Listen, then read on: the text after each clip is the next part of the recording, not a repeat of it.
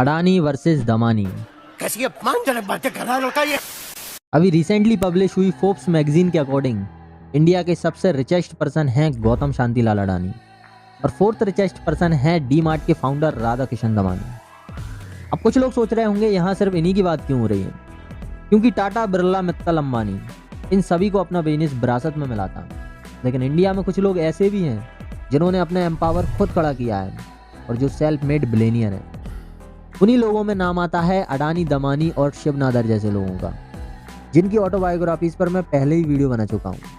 लेकिन इस वीडियो में हम डिफरेंशिएट करेंगे अडानी वर्सेस दमानी को, कि किस तरह इन्होंने इतनी ह्यूज सक्सेस को अचीव किया, इनका बिजनेस मॉडल क्या है, इनका फ्यूचर प्लान क्या है, पिछले कुछ सालों में इनकी कंपनीज के शेयर्स में क्या चेंजेस आए हैं, इनकी नेटवर्थ क्या है, और भी बहुत कुछ जानेंगे आज की इस वीडियो में। तो बात है सन 1978 की। गौतम अपने माँ बाप और भाई बहनों के साथ जैसे तैसे जिंदगी काट रहे थे। पढ़ाई लिखाई से मुंह भंग हो चुका था क्योंकि फीस भरने के भी पैसे नहीं थे।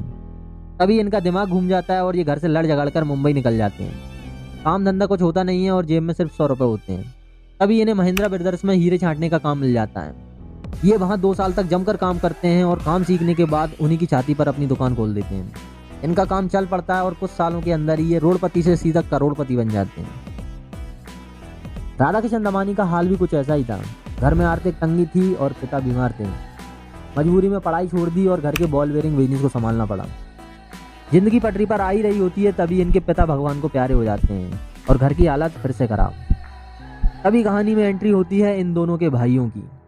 अडानी के भाई अहमदाबाद में एक पीवीसी यूनिट लगाते हैं और गौतम से कहते हैं आओ साथ में मिलकर कुछ तूफान ही करते हैं। इधर राधा किशन के बड़े भाई स्टॉक ब्रोकर होते हैं और वो इन्हें भी अपने साथ ज्वाइन करा लेते हैं। सब कुछ बढ़िया चल रहा होता है तभी हो जाता है हर्षद मेहता स्कैम और इन सबके लग जाते हैं। लग गए। इस स्कैम के बाद राधा किशन का धंधा चौपट हो जाता है और इनका बहुत बड़ा नुकसान हो जाता है। इन्हें समझ आ जाता है कि अगर कुछ तूफान ही करना है तो ब्रोकर बनकर काम नहीं चलेगा, एक इन्वेस्टर बनना पड़ेगा। ये तुरंत अपनी टिकट कराते हैं और पहली फुर्सत में यूएस निकल जाते हैं। वहाँ जाकर वॉलमार्ट के बिजनेस मॉडल को स्टडी करते हैं और उसे इंडिया में आकर कॉपी कर देते हैं। यहाँ इनका टारगेट होता है मिडिल क्लास और लोअर मिडिल क्लास को कैप्चर करना। सन 2002 में ये डी मार्ट का पहला स्टोर खोलते हैं। इनकी गाड़ी चल पड़ती है और ये एक के बाद एक स्टोर खोलने लगते हैं। इधर अडानी को इंडिया में पीवीसी नहीं मिल रहा था, इसलिए ये उसे बाहर से इंपोर्ट करने लगे और इसी तरह इंपोर्ट एक्सपोर्ट को इन्होंने एक नया बिजनेस बना लिया। यहीं से शुरुआत हुई अडानी ग्रुप की। इसी में इन्होंने Adani power, Adani green energy, oil and gas exploration, Adani Wilmar, Adani transmission और ऐसे ही कई सारे बिजनेसेस को इसमें ऐड कर दिया। इधर डी मार्ट ने भी अभी तक 263 स्टोर पूरे इंडिया में खोल दिए थे और इनकी वैल्यूएशन 34.7 बिलियन की हो गई।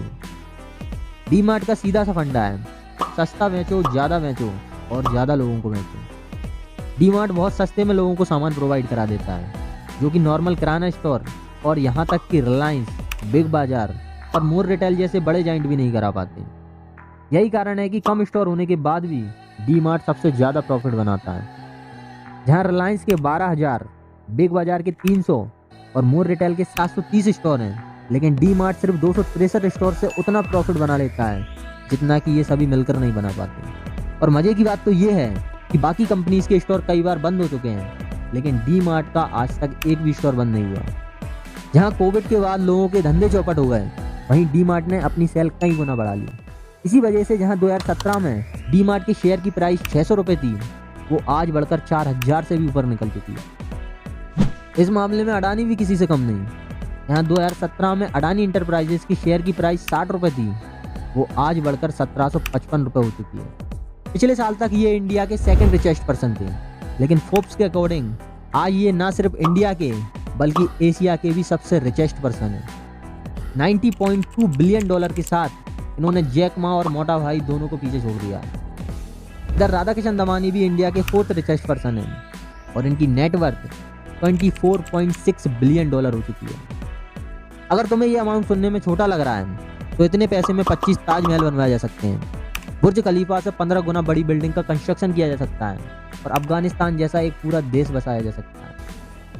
बाकी ये तो हुआ अडानी वर्सेस दमानी का कंपैरिजन, लेकिन इनकी इंडिविजुअल सेल्फ स्टोरीज भी बहुत इंस्पायरिंग है, जिनके ऊपर पूरी प्लेलिस्ट बनाई है, तो उसे भी चेक कर सकते हो। बाकी अगर अभी तक वीडियो पर लाइक नहीं किया है तो करना, लाइक किया लेकिन कमेंट नहीं किया, तो वीडियो करना, को शेयर नहीं किया, तो करना, सब्सक्राइब करके बेल आइकन नहीं दबाया, तो करना। परेशान हो गए हम लोग 2.5 साल से, ये भी परेशान हो गए, हम भी परेशान हो गए, करो फिर। तो मिलता हूँ नेक्स्ट वीडियो में।